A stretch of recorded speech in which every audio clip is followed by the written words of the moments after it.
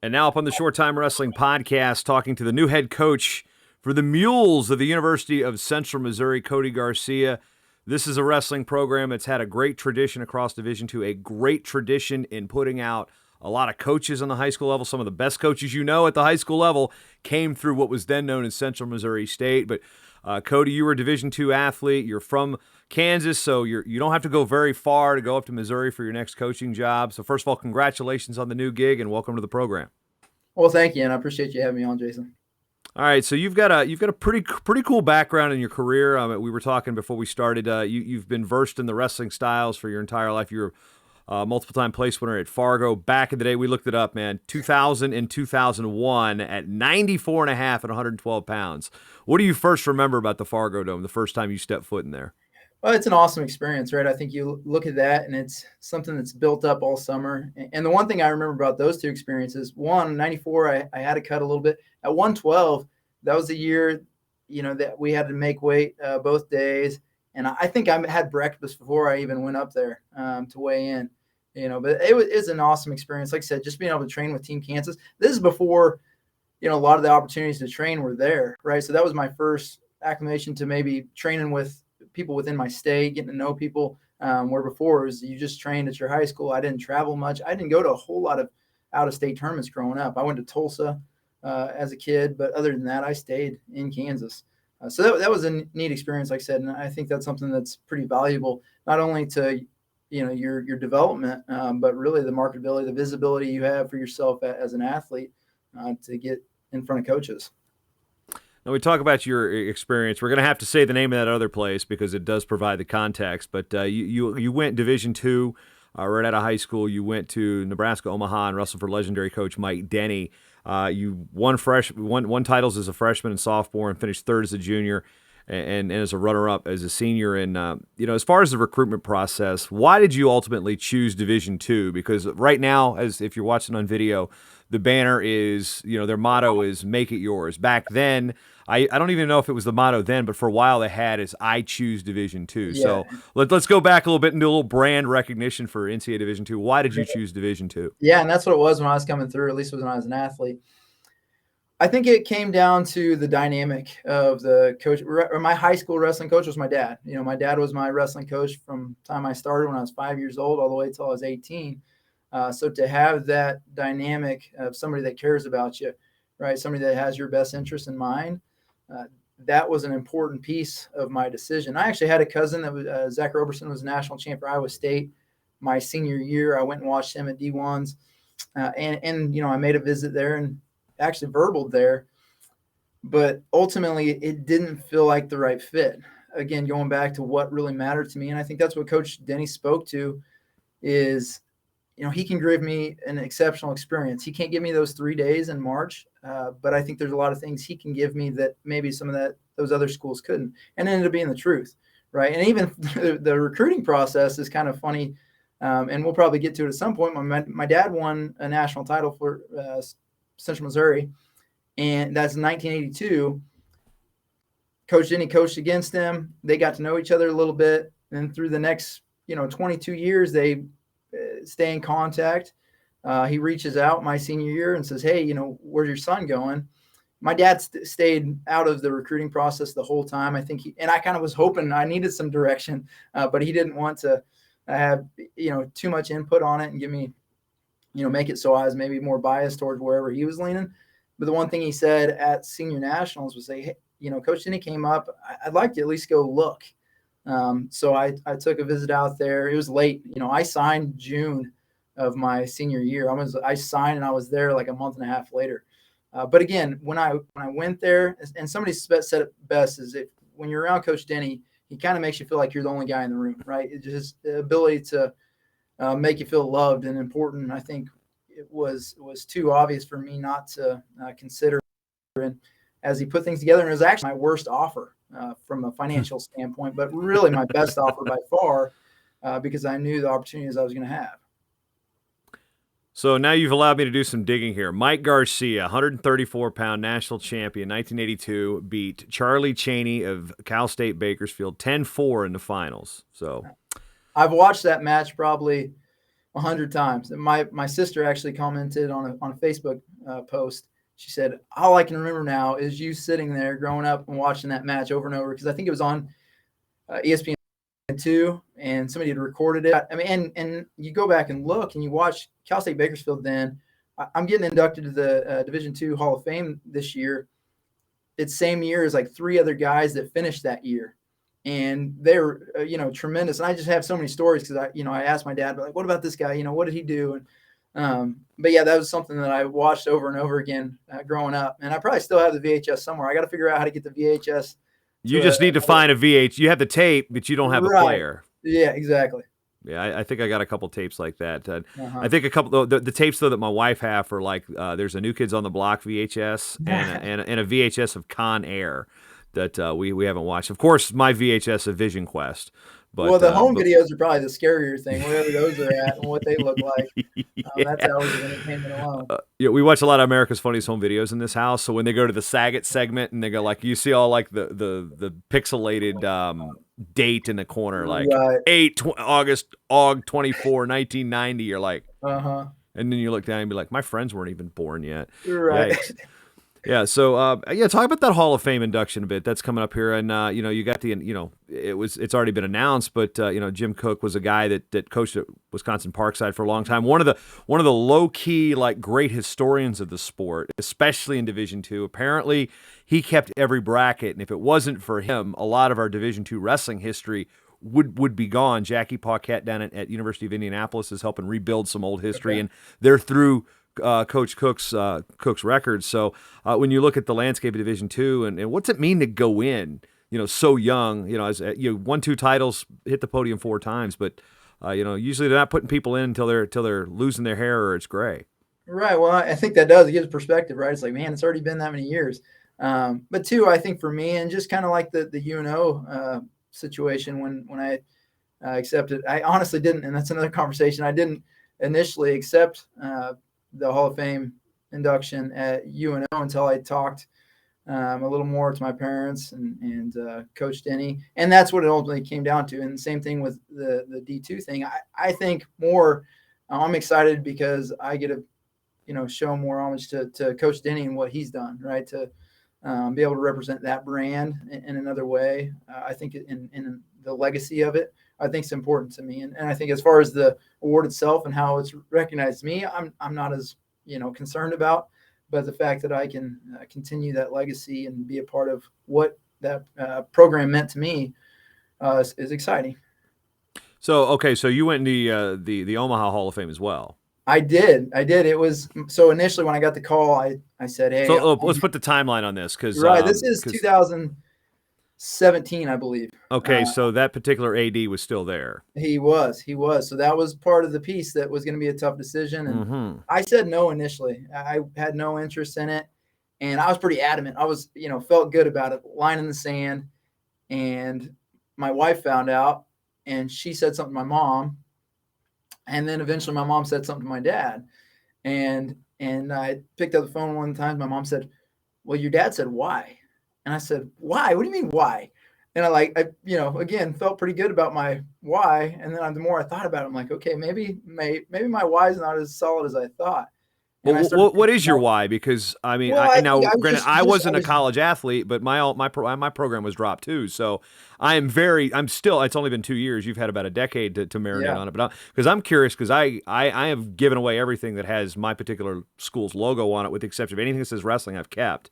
But I'm still very bitter. So I'm curious where, the mindset of what point do you move on? And I'm curious to hear your why and then where you changed it. Yeah. Well, initially, again, I was still pretty jaded and I had been. And again, I knew that it affected me.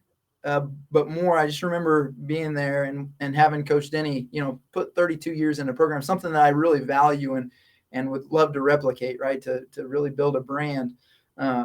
To have somebody come in and pull the rug out from underneath them, it didn't sit well. And that's who I was hurting for mostly. So, I felt like if there's any way that I could support him, I thought, okay, this is how I can support him. Like, I'd want to go to Coach Denney Hall of Fame. I don't want to be in the UNO Hall of Fame. But at the same time, once I started talking to my dad a little more, he said, hey, I think they can't take all these different things. I think it's important to showcase what that program was. And maybe in time, that's the difference, right? Somebody at some point is going to look back like, this was a good wrestling program. Maybe we should bring this thing back. And every once in a while you'll hear little things like this might happen already. And I'm thinking 15, 20 years down the road, maybe. But we'll see underneath new leadership, maybe that opportunity comes back up. And it's something that I think if we can showcase, why it was such a special place for us, I think that's going to be an important thing. So yeah, initially had no interest in it. But I went there and I was excited about, giving this speech and really laying it down hard on him, telling him why it was a mistake and all these different things. And I even talked to Coach Denney because at first I didn't, because I didn't know how he was going to respond. But, once I talked to him and he was on board, and I think JD Nag went in the year before.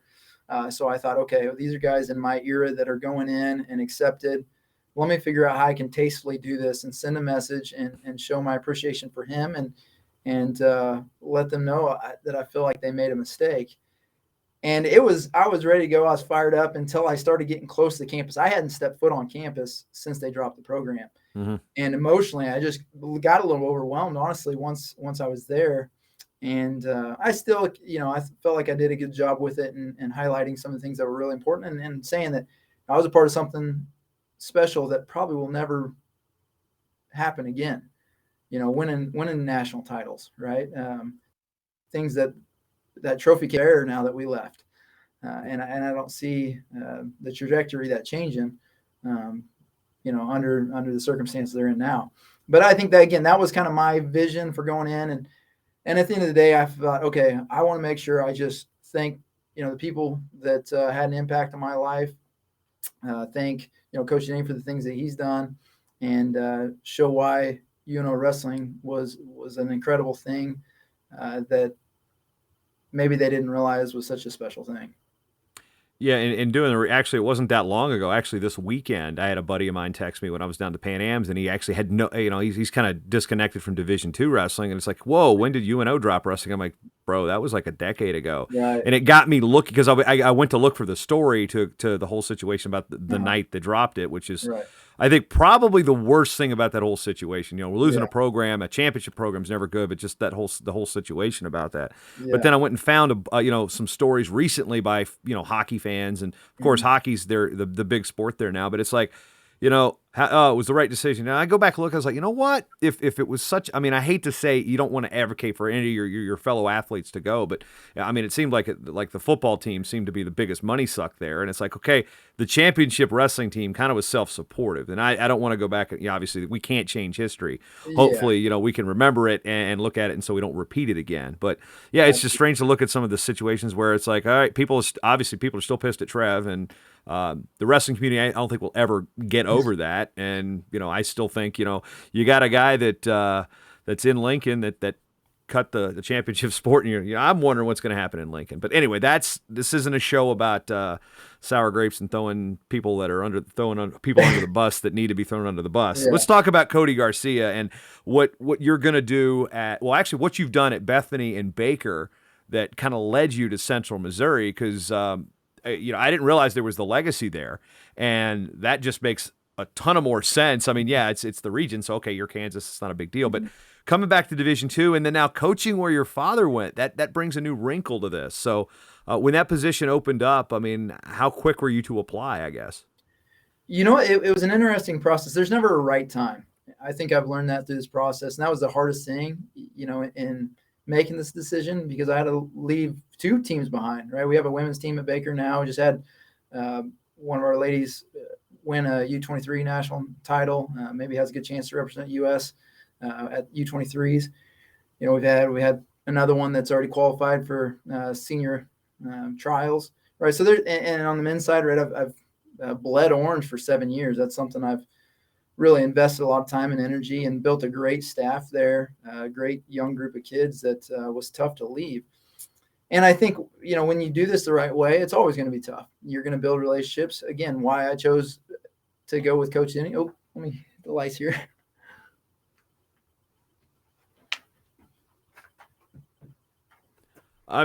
It's not live, but hey, we're gonna leave it in the video because that just shows that that'll be the outtake we'll put in there. I don't know. I'm in somebody else's office, so I'm trying to figure out if it's motion censored or what. Yeah, this is video exclusive, folks. You're not getting this on the podcast. There we go, and let the camera adjust itself. All right.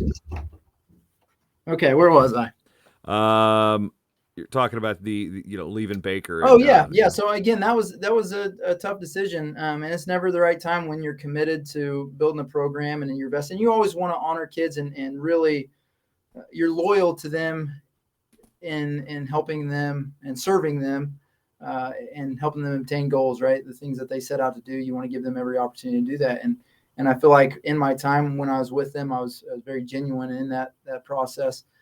It wasn't ever anything I was considering leaving, honestly. When this job first opened up, Mark Bauer was the first one to reach out, who also wrestled for Coach Denney and won a national title at UNK, and now is the AD there.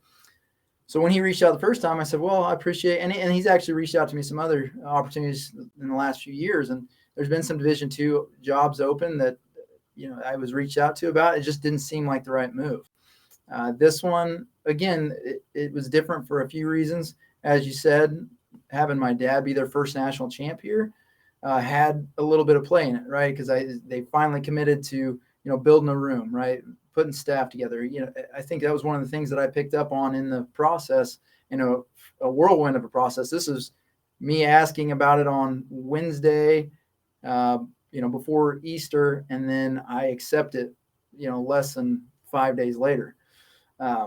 So yeah, it was something that was on my radar. And again, Mark had reached out to me a couple times about it. I've had a couple other people within the conference ask me about it. And ultimately things kind of fell in the right place at the right time to make it the yes. And that's what I was kind of looking for, is if I come on this campus, do I feel like this program's ready to take it to the next level and be competitive, and I think they've done a great job. Coach Feeney was the interim this year. I'm going to keep him on staff. Coach Vargas helped out as well, and I'd like to do the same with him, just to have that continuity. But once they said, hey, we're going to commit to doing this, this, and this, right, that was a big difference. And that was the thing that I think everybody's always said, Central Missouri, if the support and the staff is there, I think that's a sleeping giant. And I was very aware of that all through college, even as I started. And going back to being jaded about the experience, I didn't necessarily even want to coach college after that all happened. I thought, why would I want to do this? If somebody like that can come in and just, take a program out, is this really something I want to do? And maybe part of why I was apprehensive about going back to Division II because of that experience.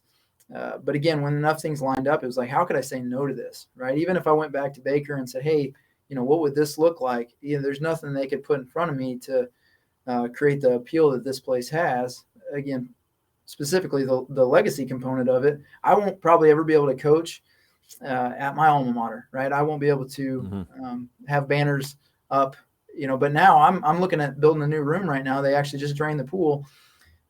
And one of the first things I want to do is I want to start putting banners up. Not, if you've ever been to Coach Denney's rooms, right, that banners are a big part of it. But I think one of the first things I want to do is get those national champs up on the wall, and to be able to coach in a room every day that my dad was a national champ and the first national champ here. That's exciting, right? And I think you want to be invested emotionally, and that's more reason to be invested. I'm gonna do my best no matter what I'm doing in life. But when you have a little more incentive, I think that's important. One thing that I feel is important for Division II wrestling, essentially, not essentially, but it's an add-on to the quality experience of college wrestling, being a college athlete, is where are our high school coaches coming from? And I use this a lot as an example. Like Brent Metcalf, for example, is not going to be your high school coach, but the Division II kid is probably going to be your high school coach. I mean, it's like, just the type of programs that put out the teachers. They're like, okay, they're, the state schools that are going to, okay, they're going to go back into the community, or some, if they come from outside, they're going to stay. I know a lot of your teammates that were actually from the region. Well, they stayed in the region, and they're coaching in the region. And, just some of the names that I had alluded to earlier, let's look at Gary Mayab and Mike Haggerty, for example, two names that people know from officials. They're Central Missouri grads. Mm-hmm. And then, if you've watched The Amazing Race at all, Gary Irvin, he's climbed Everest. Like, he's he's a Central Missouri grad. The Irvins everywhere. They're all connected. Central Missouri. So Roger Denker's legacy is all over the place. And one thing that's also unique is the role that UNO and Central Missouri play in not just wrestling, but facilitating competition, because the Kaufman Brand Open, when it was at Omaha, was a big tournament that drew Division I, Division II, Division III, NAIA, and Central Missouri Open the same way. So the infrastructure of where you've been, there's some similarity there. And where do you look to go? Maybe bring that to the next level, because people know Warrensburg. They've competed in Warrensburg. Yeah, and that's what's incredible as I look at this. It's D2 has become a little bit of an arms race facility-wise. You look at some of the things, and I had an awesome time in smaller colleges. I think if you look at what, like Baker, right? It's hard to beat. If you want small private school, it's an exceptional experience. It's a different experience though, right? Having only 700, 800 kids on campus. I think there's kids that are going to really gravitate towards that. I kind of forgot what this was though. When I stepped back on this campus, I was like, wow, there's bowling alley. I took my kids here, right? That was the first recruiting piece of it all. It was like, I got to talk my kids into making this move.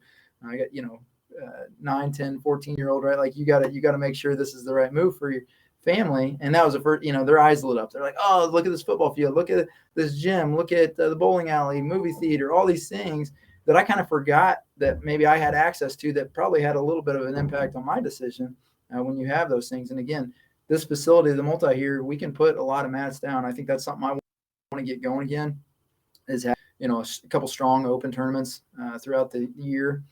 Try to get that Roger Dinker tournament back up to what it was. I think even this year, I think we can get it back up to 300 entries. And I think it's just too good of a setup to not have success with it when it comes to running tournaments. And I'm just trying to find on the calendar what makes the most sense.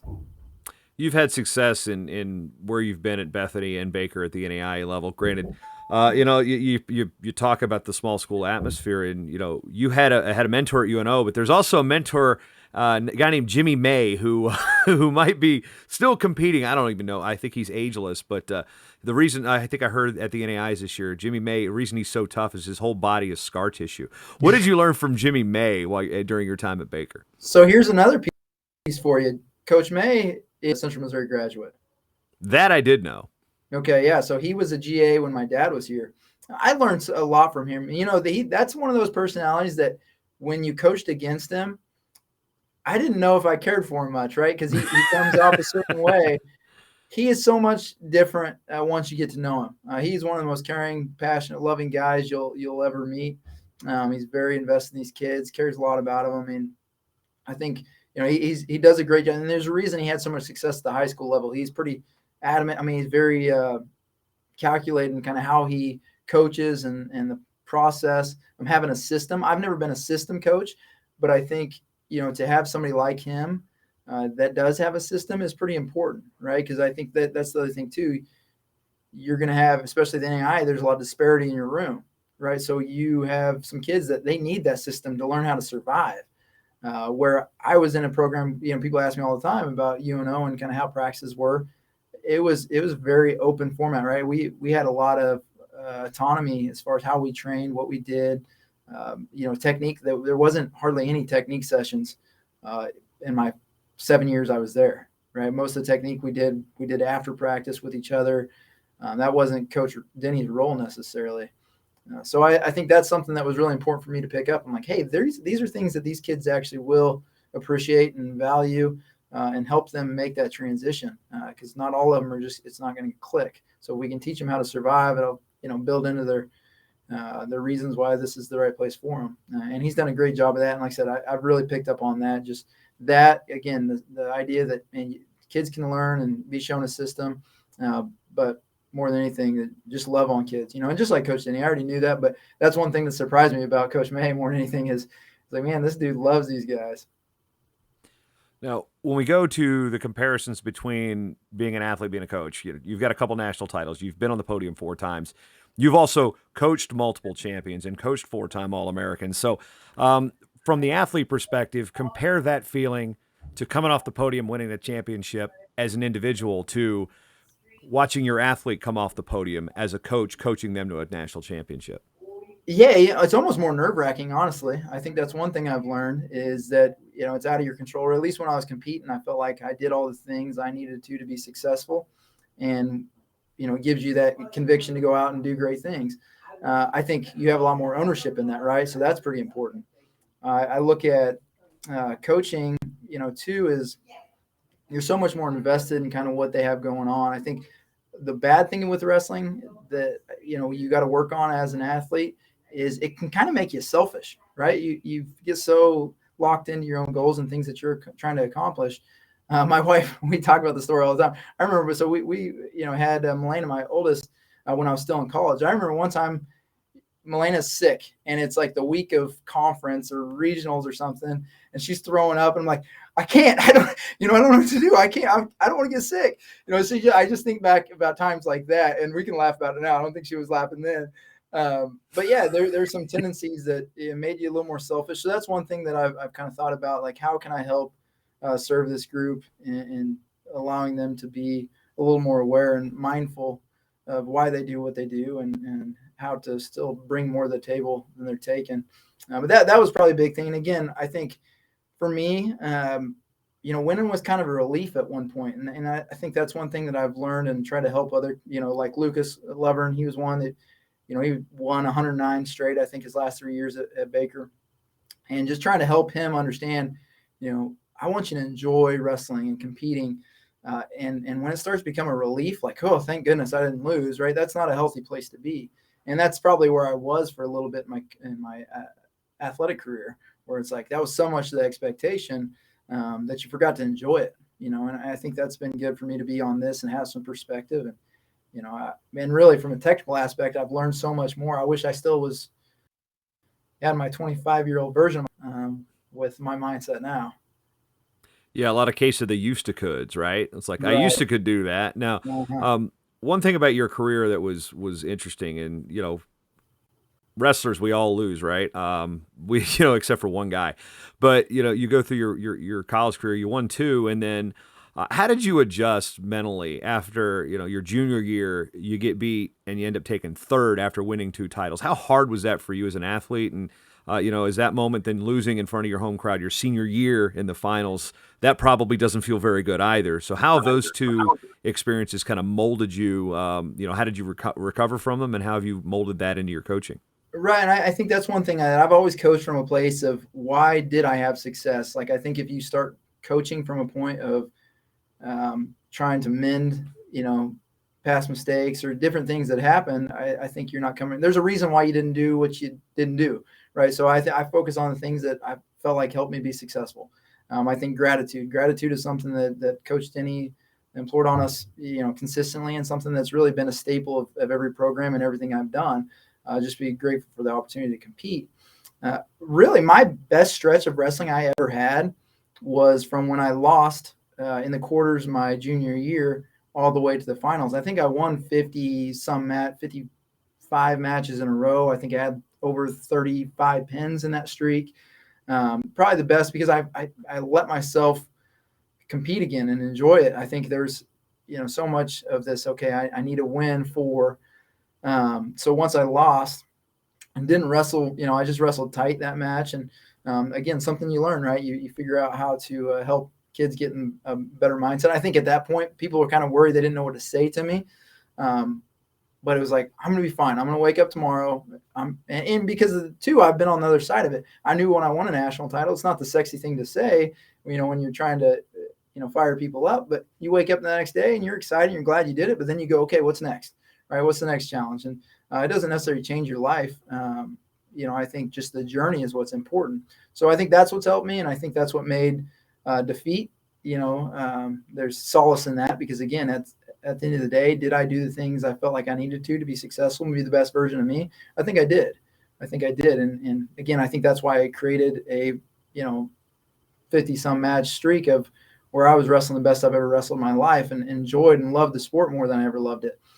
So that was an important, year for me, that from that junior to senior year, and just to be around some young guys and help them have success. I think part of them probably still blame me because I lost in my senior year in the finals, and then we lost like 3 finals in a row.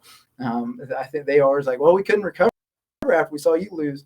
Me about it, but no, there was a good group, right? We had, I think, I took second that year. Mario Morgan took second. I think Esai might have taken second that year, maybe George Ivanoff as well. And then I believe Elijah Madison won it in the finals and beat a guy that he hadn't beat all year. It was 0-5 against him. Yeah, and a guy who had been a 4-time All-American and had never won a title. It's one of those, it's like you see the, there's the agony there. And actually was talking about this on Twitter the other day, is like people were asking about the 4-time Division II, Division III champs, and going through it. And what's interesting is you were on that path after 2 years, and then you look at at Portland State, Dan Russell won 4 titles. Then the next year they had a guy losing the finals going for 4, and then the next year they had another guy losing the finals going for 4. They had 2 guys, the only 2 guys in NCAA wrestling history that have gone 1-1-1-2. They're on the same college team, back-to-back years, the year after they had a 4-time champ. So that pressure going on those first 2, you say, you wrestled better between, the third, that quarters loss and then the finals loss. Then you're also on the team at the same time with a guy named Les Sigmund, who won his 4th title your freshman year. What was it like watching him through that senior year and going, okay, he won his 4th, I won my 1st. I mean, were there discussions about how you handle this, or what was it like watching Les go through all this? Right, and I think that was kind of the writing on the wall. Was he won his 4th, I won my 1st, and obviously it's something. Even at a high school, I kind of did the same thing. I won it my freshman year, then I lost my sophomore year, and then won my junior senior year. Again, wrestled a lot better, so I should have probably learned my lesson. But and I think you do. You're right. Pressure is a privilege. That was one thing that we talked about a lot, and I think when you have high expectations, that's an exciting thing. And to have somebody like Les, be as dominant as he was, he ends up making a couple world teams. He was great to be around. Like, just how he trained was important for me to see. And he was kind of probably the process of us individualizing a little more too, because Les liked to train a little different in the weight room and do different things. And I think that's when Coach Denney said, okay, right, we can look at different ways to train these guys. And even by my senior year, a 6-year senior, I was kind of in the same boat, right? I had to train a little different.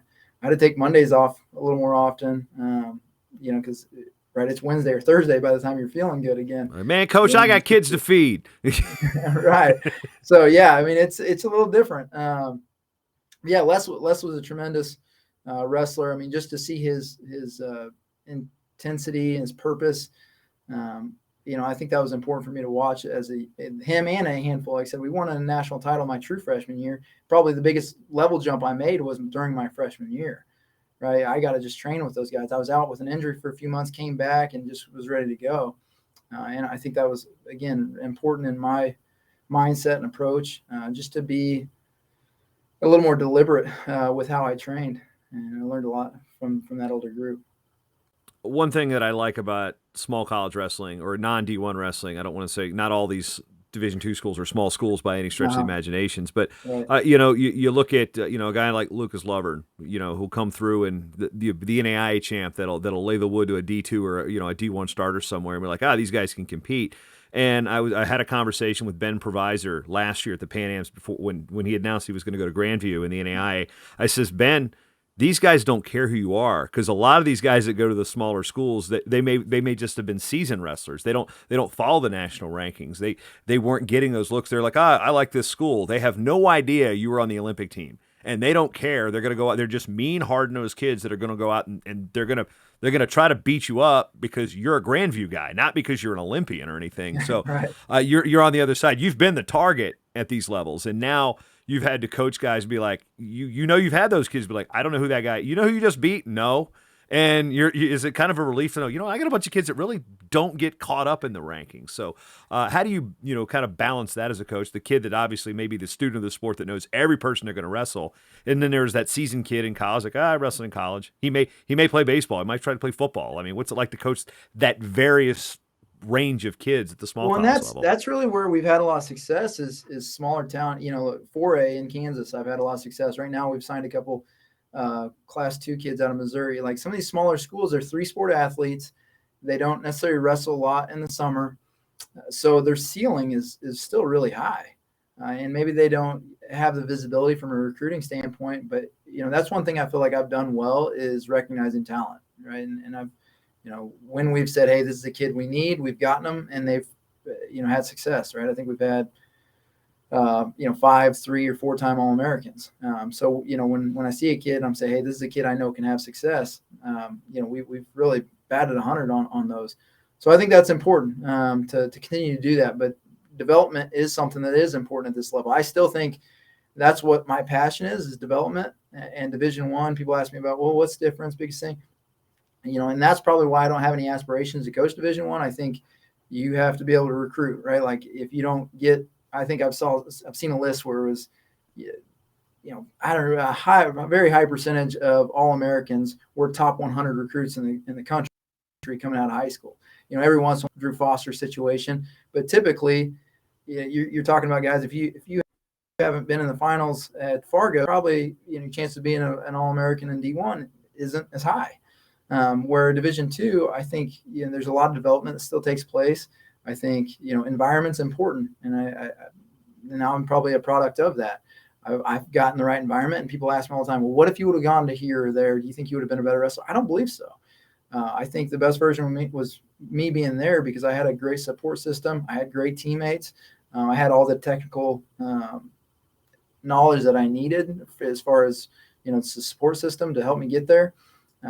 So that wasn't necessarily the difference maker for me. And I think Lucas is another one, right? Lucas, he won Reno. He won some of these big tournaments because he was in a location that he felt like people cared about him, and he was close to home. There's a comfort level there that plays into things. I think your mental emotional health is a healthy thing too, right? An important thing is finding that, closing the gap on your potential. So I think that's something that we're going to continue to do. I want to pick up kids that or have a desire to get better, chase greatness on and off the mat, and I think that's something we can do here. And again, just from the value proposition of things, going from a private school to a state school, that's a big difference. And I think that's something that we can navigate those conversations a little easier now. And you talk about Lucas. That's a guy that I had the opportunity to announce. I think I had all his national championships, but just his ferocity on top. I mean, this guy rips your flipping arms off. It's like, how you can coach mean. How do you teach mean? I mean, where's that line between that tenacity on the mat that just like, I don't want to be anywhere near this guy on the mat. Right, and that's the thing. I think that when coaching for me, and especially at the college level, going back to Coach May and being a system coach. I think a lot of times in college, right, your goal as a coach is to sharpen what they do, right? You're not going to change, the demeanor of a kid, right? I think you look at, okay, this is what this kid's strengths are. How do we build into those strengths and allow them to be as successful as they can be? And he's another one. We kind of let, we needed Lucas to be able to do his thing, right? And maybe didn't force as much at him as far as a technically, because he could do things that I'd probably say no to most people, right? Just because he had the wingspan to do things that okay, you probably shouldn't stay on two knees, but he can stay on two knees and still finish against anybody. I think that's part of it, right? You want to individualize, you want to make sure your staff, you figure out, okay, for me, I'm the guy in the corner. I need cool, calm, confident. I need a guy that, I'm probably going to relate more to the guy that's a 3 on a 3 at a 10 scale on the arousal level. If you need somebody that's a 9 or 10, I'm probably not your guy, right? I'm not going to be the fiery guy in the corner, but that's why I make sure I try to complement my approach with the right staff. And I've been very fortunate with that at Baker. Something you said about the process. I mean, I think I can't remember exactly where you put it in the conversation, but it was about I can't get. Oh, it would have been Denney. It was like I can't give you the championship. I can't give you the 3 days in March, the D1 championships. And Mark Bauer told me the same thing about when his recruiting pitch when he was bringing guys in. He said I can't. Tervel, who nobody knew how good he was going to be coming out of high school, but like I could give him everything. He made an Olympic team. All that opportunities. I just can't give you a D1 championship. And it seems like that seems to be something that rings true with how Mike Denney approached things. Is that something that seems to be a Denney tree thing? Is like when you're coaching at that level? Does that come from him? I think so. You look, Steve Costanzo up at St. Cloud probably has the same pitch, right? I think it's something, man, there's a lot of truth to it. It's very genuine. I do believe that I'm going to have to stop giving Bauer credit for that statement. So apparently it came from Denney. Yeah. Well, and that was what it came down to. Are you willing to sacrifice those other 362 just for those 3 days that maybe a small percentage, 2% are going to have access to? And for me, it was an easy answer, right? I wasn't willing to sacrifice the rest of my year just because that one tournament. Yeah, you beat some D1 guys. I mean, you had the opportunities. Yeah. I mean, you had the opportunities in tournaments to see him. Absolutely. Yeah. And like I said, I wanted to be in an environment that, again, had that coaching dynamic that was healthy for me. I wanted to be somewhere where I felt like I could have an impact right away. And I was able to do that. And I think, for me to have some ownership in a program, be able to help recruit, build that brand, I think that was an important thing for me coming as a coach's son. So that's what the allure that was there for me. And I think that's the same thing here, right? I think we can create that same vision. And that's what I want kids to buy into right now. It's a vision. I know we're not where we want to be yet, but there's a great group of kids here right now that are excited. And I think, again, with this area where Missouri wrestling's at, we got 14 states, 14 to 16 states that receive in-state tuition here, right? So, again, we have an ability to close the gap on tuition, on costs, so make it a good investment for them. Yeah, one thing we're looking at is the dynamic of Division II wrestling in Missouri, and I'm going to get to that after I set this one up. And so you get into coaching at Bethany, then you get to coaching at Baker. You're winning. The team's getting pretty highly ranked in terms of how the tournament points go. You got national champions. You got multiple-time All-Americans. And then, so how often during these times were you calling Mike Denney for advice? Yeah, so I'm sure you've heard Coach Denney sends out the Triple D each day, which is Duke's Daily Dose. It'll be a message. Sometimes just quotes. Sometimes it's, directly from him. So that's something there's communication at least on a daily basis. Outside of that, I probably talk to him once a month. Here recently, I've talked to him a little more because I did, I wanted to pick his brain a little bit. He always kind of says that, wisdom, knowledge, understanding. That's something that I was trying to gain from him here in the last few weeks, trying to decide if this was the best move for us. And, like I said, I value his opinion in so many ways. And he gave me some great feedback. And I think that's what gave me a lot of confidence, conviction to say, hey, this is probably something that I feel like I'm being called to do. And when you follow that calling, right, you feel like there's enough things that align that make this the best move for you and your family. It'd be strange to be coaching in the same region with him. It will be a little bit. Yeah, that's going to be something that's, and same state. It changes a little bit, right? Maybe he's not going to take my calls as much. No. Yeah, that's what I was getting to. I was like, you're going to call him more or less now that you're right, you're going to be competing. It is. Well, it's exciting. Like I said, anytime I get to see him, is a great thing. So if I get to see him more because of this, then I'll take that as a positive. Now look at the Division II landscape in Missouri. Now Lindenwood is announced that school is moving to Division I. So it used to be just Missouri, and then you had 5 Division II schools. Now Lindenwood's going to be in that transition period. But let's see. Drury, that coach looks familiar. Maryville, that coach looks familiar. William Jewell, that coach looks familiar. Central Missouri, that coach. If you're Coach Denney, you're like, wait a minute, what the heck? I got my kids, my grandkids out here. I mean, there's a Denney footprint on the entire Division II landscape in Missouri. Yeah, we're gravitating towards them. Yeah, it is, and I actually hadn't even thought about that. But I think that speaks volumes to what he's done and the impact he's made, and that's why we do what we do, right? I wouldn't, as I told you earlier, initially I was like, I don't want to coach college, but my dad again said, as a high school coach, I juggle a lot of things. I had to teach, I had to do this. If your sole purpose is serving this group. I think, that's probably how you have the biggest impact. So again, once I kind of got out of my own way a little bit and said, okay, it's not about me, right? I don't want to think about what happened to UNO and all these different things.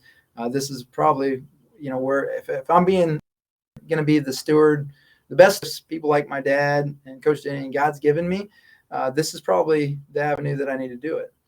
So again, getting closer to him, getting back to D2, I think those are all exciting things. And I think just to probably fit my skill set better. I think the Division II model is probably what I've been trying to model at Baker because I just wasn't necessarily willing to have 60, 70 kids on my roster because, again, my experience that I had, I wanted to replicate that, emulate that best way I could. But I can kind of get back to that, like, hey, let's get 30, 35 kids that I can put a lot of energy into and be excited about that. Yeah, and now looking at Central Missouri, again, with Missouri and then Lindenwood's going to be in that 4-year window. And being the only public in Division II, you're going to have a situation where you can probably get the program elevated pretty quickly if your plans get put in motion. But looking at those Missouri kids, you talked about the small school kids, or where you've been recruiting, been successful with them.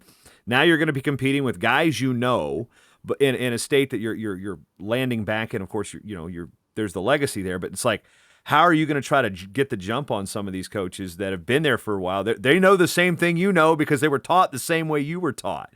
So, what's it going to be like to compete with them for recruits, and where are you going to look to make, carve your spot out in the central part of the country with Central Missouri Wrestling? Well, again, with us, we're us and Mizzou are the only two state schools. So again, going back to the value proposition of it, I think the price point makes a big difference. But also, I think there's a lot of excitement right now. This is a program, like I said, that has always been looked at as a sleeping giant, and hopefully people see this as their commitment to making sure that this is a program that can be successful. Right, it's going to be built to be great. And I think the more we can do that, and build off that excitement, that momentum is going to make a big difference. And really too, and not that I've looked in it too much, but with the transfer portal, it's changed wrestling a little bit. Now, that was the other thing, NAIA, you've been hearing about this transfer portal for years. You didn't have access to it. Now I'm like, I was waiting for like a light to shine, and I didn't know what was going to happen once I actually accessed it.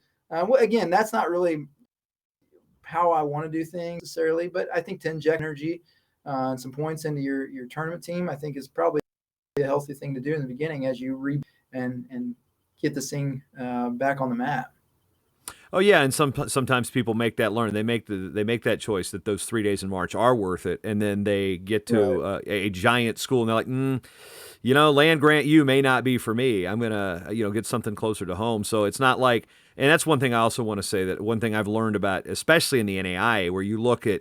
I think last year, I do the stats every year, I think 25%, 30% of the national qualifiers were transfers. But that shouldn't be looked at negatively, because a lot of those were coming from junior colleges, getting their 2-year degree and moving on to a 4-year school. So there's also, with Division I schools taking less and less risk with junior college athletes because of the APR. I mean, granted, Division II has a different measure for academic success rate, but there's also, the opportunities. The junior college kids are now looking outside of Division I, because a lot of the D1 coaches aren't they're worried about the academic risk, that the myth that they're academic risks, and that could be a place where not the traditional transfer portal, like it's like, all right, well, here's a 2-year kid out of California, here's a 2-year kid coming out of Colby or something that's going to be a fit for our program. So there's a lot of options now.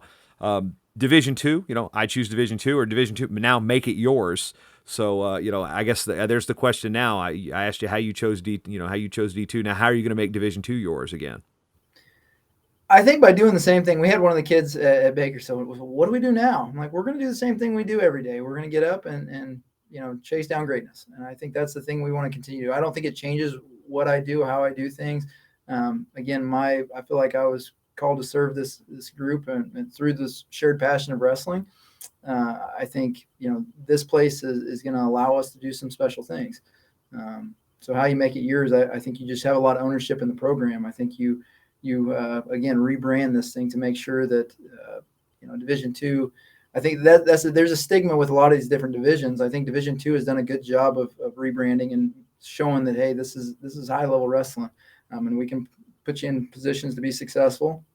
At all these open tournaments and at a national tournament, really, and that's the thing that's changed too. Even the national championship, I think they've done a great job with the national championship. When I was going through, there's a couple of years we were just having national championships at colleges.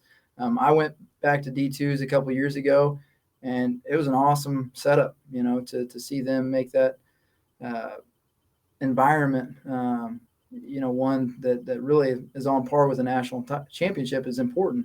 So they've done a good job of that.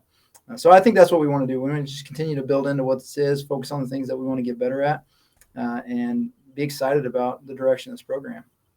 Now, you bring that up, too, and because actually, we'll talk about the year you wrestled in quarters now in Houston, the first year of the festival.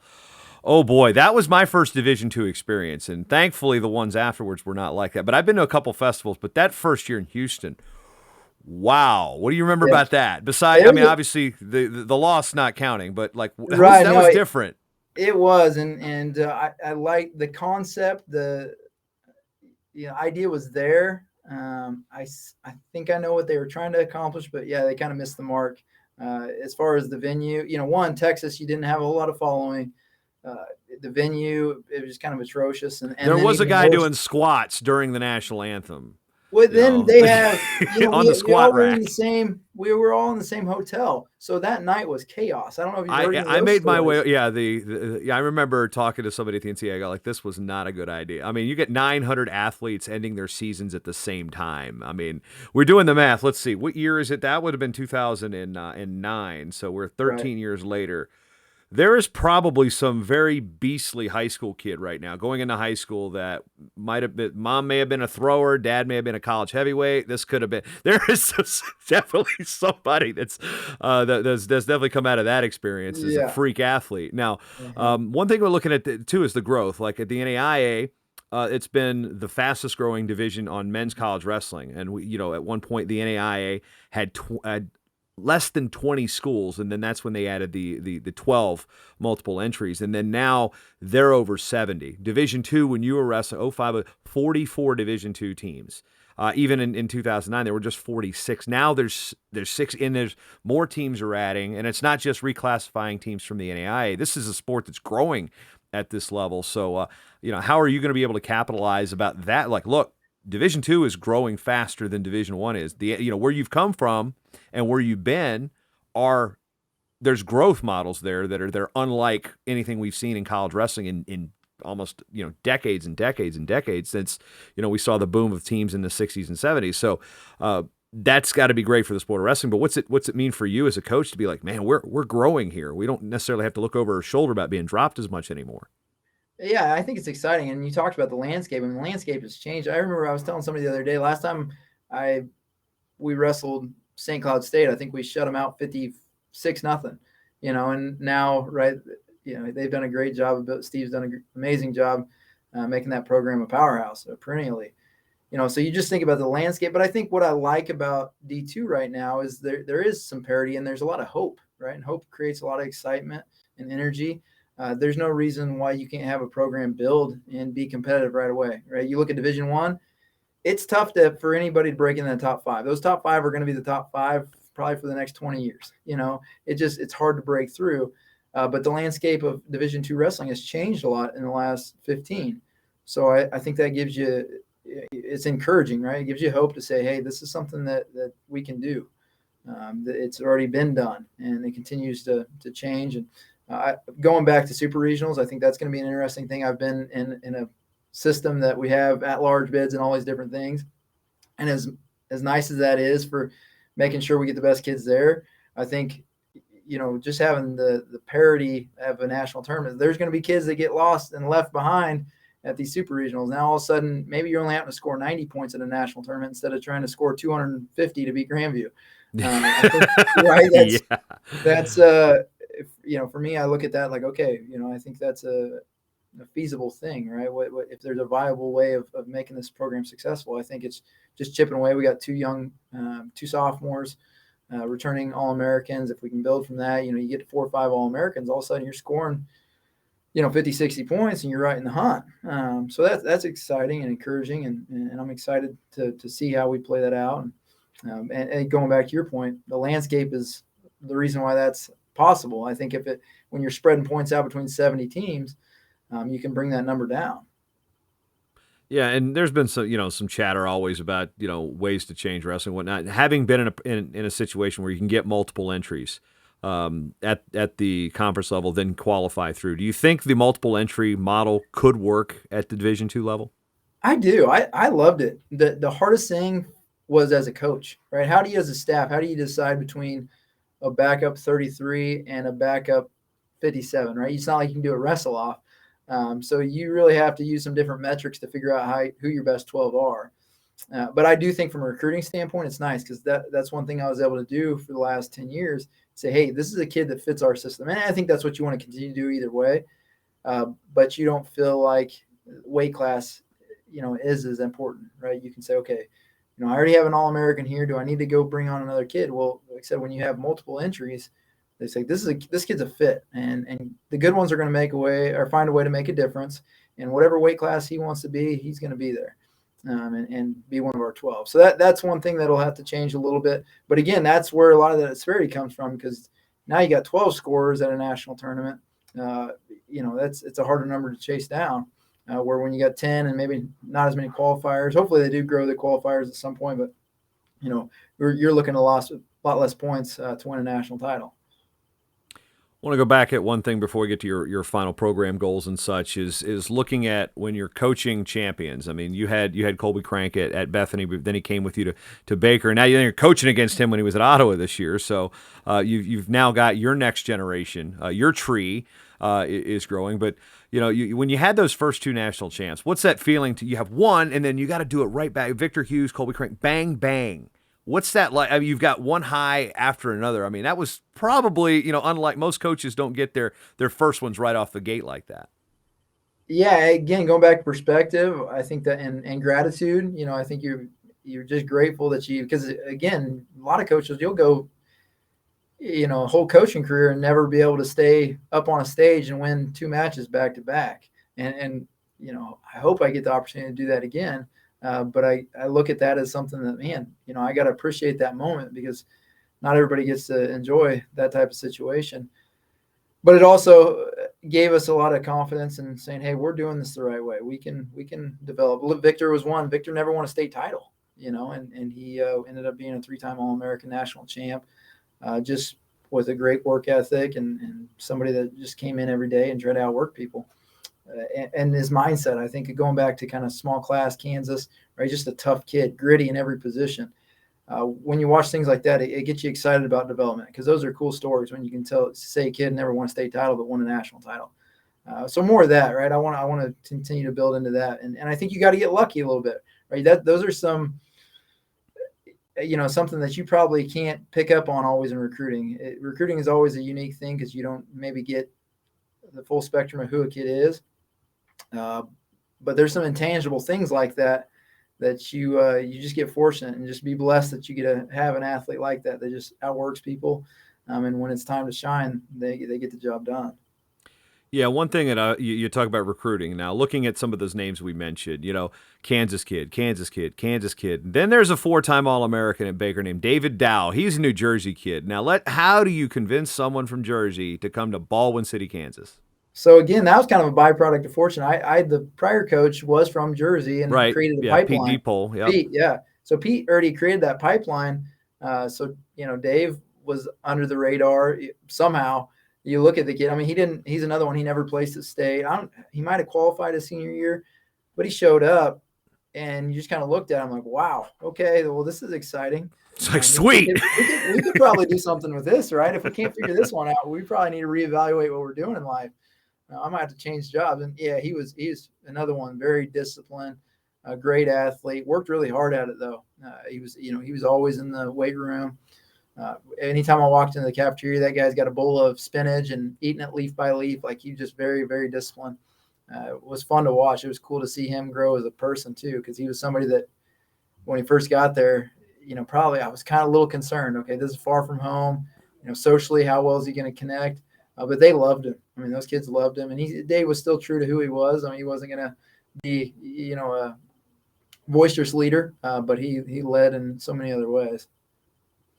Now we get to this next coming season. Okay, there's one thing I want to know before you set your goals is what did you tell your dad when you got the job? I want to know what his reaction was.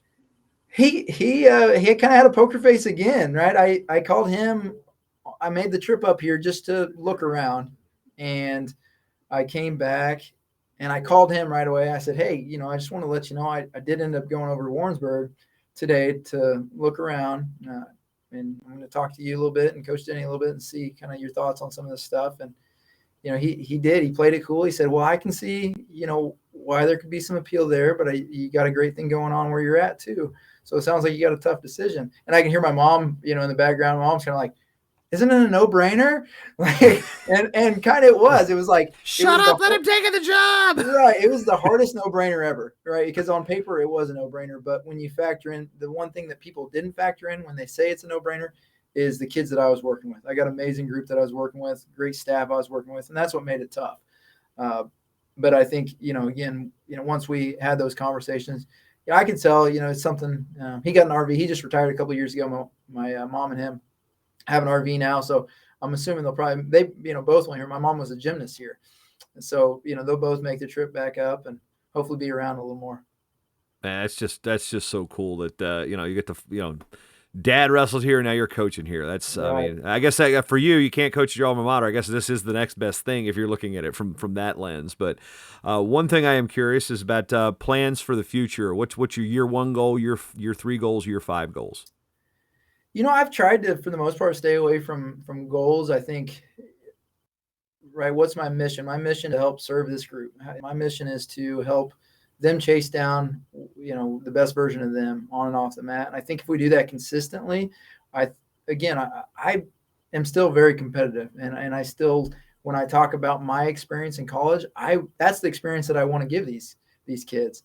And my experience was, being a 4-time All-American, being a part of 5 national championship teams in the 7 years I was in Omaha. So again, that's still character over motivation, right? We're going to focus on the things that are going to be important to us more than, the things that motivate us. When we have motivation, be excited about those things, but they don't define us. I think realistically, in the next 3 to 5 years, this is a program that I want to see these kids get a similar exceptional experience that I had. And I think part of that is having success. And again, I think there's a lot of things in place here to be successful. So I don't necessarily want to change things a ton. I think, as I told the team when I first met them, this is just simple addition. You guys are doing a great job. I'm going to add to your support system from a technical standpoint. That's still my passion in wrestling is working on technique, helping you understand, articulate technique to people, not only on your team, but maybe when you go back and coach, do all those things. That's what's going to be important to me. And then when you do all those things right and you get better each day, then success is the byproduct. And I think we're going to get there. And I'm excited about that. And that's, really why this made the most sense, because I feel like that hope and excitement is back into what I'm doing and a lot of purpose and passion for it. Mentioned the tournaments that Central Missouri's had on the schedule, but something Coach Denney always had at UNO is he always made sure that he had a very formidable dual meet team. National duels was very important to the UNO, the trophy case as well. So where does that fall in line with your coaching philosophy? Baker's had a chance to compete the national duels in the NAIA, and where do you see UCM sitting with the dual meet side of things, and maybe drawing crowds into the home dual meets and such? I'd love to do that. As you said, there's so much connection to this program. There's so many great high school coaches that went to school here. So I think we have the ability to create some, but people like winners, right? So we got to put ourselves in a position where they're excited to come watch us and we're a great product. And I think as we do that, then we become a top 16 team and we get to go to national duels. And that has always been my favorite event. I like national duels more than the national tournament. There's something about it. I think how we structured our season was part of that. Coach Denney never had any duels until national duels. So we didn't even put on our singlet till national duels. We had like a red shirt singlet, this one that was not branded, just a blank red singlet that we wore all first semester. And then on the way to national duels, he'd pull the singlets out. And that was the first time you got to put a singlet on that said UNO. And there was something about that was just an amazing experience, right? And that's what I want to, get back to going to national duels, things like that. It's going to be important. I think duels are still the lifeline of the sport. I don't think the casual fan's probably going to come sit here for 12 hours and watch the tournament, but if I can get some kids to come watch and maybe grow the sport within Warrensburg, that's going to be important too. Yeah, matter of fact, the rare time there was a dual meet, I remember driving down to Omaha from I just moved to the Twin Cities, and it was number 1 in D2 versus number 1 in D3, Augsburg UNO, and that was a 6-hour drive, a 2-hour duel, and a 6-hour drive back all on the same day. So that's the type of unique thing. So any unique scheduling things that you'll do there. Obviously, trying to bring in Division I schools maybe a little bit ambitious in terms of where you want the program to go. I mean, everybody likes to see the big dogs in, but what are you looking at as far as scheduling going, type of opponents you're going to bring in within the region? And again, that's one thing is people also want to see rivalries. They want to see schools like there's the natural rivalry with your coaching comrades that you have the connection to Coach Denney, but getting back to who does Central Missouri, who do the Mules and Jennies hate to face athletically, and bringing them in and have these knockdown drag out events. As far as the athletic department, that's something, I think a lot of it probably is within schools that don't have wrestling, but you look at the MIAA, I'm excited to be a part of that. You look at UNK, UCO, those are 2 teams that have won national titles that are, at the top at the national tournament. So that's somebody we got to make them. We got to make the duels competitive, right? We got to put ourselves in position that we can call them a rival. And I think that's probably the first, step in that is let's have some competitive duels. Let's beat them, right? Once we beat them, then we can kind of have a little bit of blood there that make it exciting and makes it so people want to come over from Kansas City to watch these duels. And there's some great clubs up there. I mean, I've been a little tapped into some of the clubs in the KCMO area, so I'm excited to get back into their clubs, be able to go watch their practice, have them come up here. I think that's going to be important, is getting people like that back on board. Yeah, and just looking for where people are curious if where is Warrensburg outside of Kansas? I guess not quite between Columbia and Kansas City, but in that general range. I mean, you go a little further, you'll run into Moval with and Marshall in the NAIA, so it's an area you guys know pretty well, having coached at Baker. But where can people follow you on social media, and where can people keep up with Central Missouri wrestling moving forward? Yeah, all the facets of the social media game. One of the assistant coaches is doing a great job. I don't do a great job with that. Social media is not my favorite thing, but I obviously know that it's something that's really important. So Coach Vargas has done a good job of keeping up on that. That'll be something as we finalize the schedule. I hope to get that all up here soon. I'm going to get a little more active in camps. I've priced myself out here in the last few years with doing camps, but I'd like to get back to getting some different wrestling rooms this summer. Just again, being active in this community around this area, I think is going to be an important thing because there's a lot of energy and like I said, a lot of great wrestling within a 90-mile radius. So, Cody Garcia, good luck, man. It's always been cool to watch you wrestle. You've always been one cool cat to talk to. So, good luck in your next venture, and go Mules. Hey, thanks, Jason.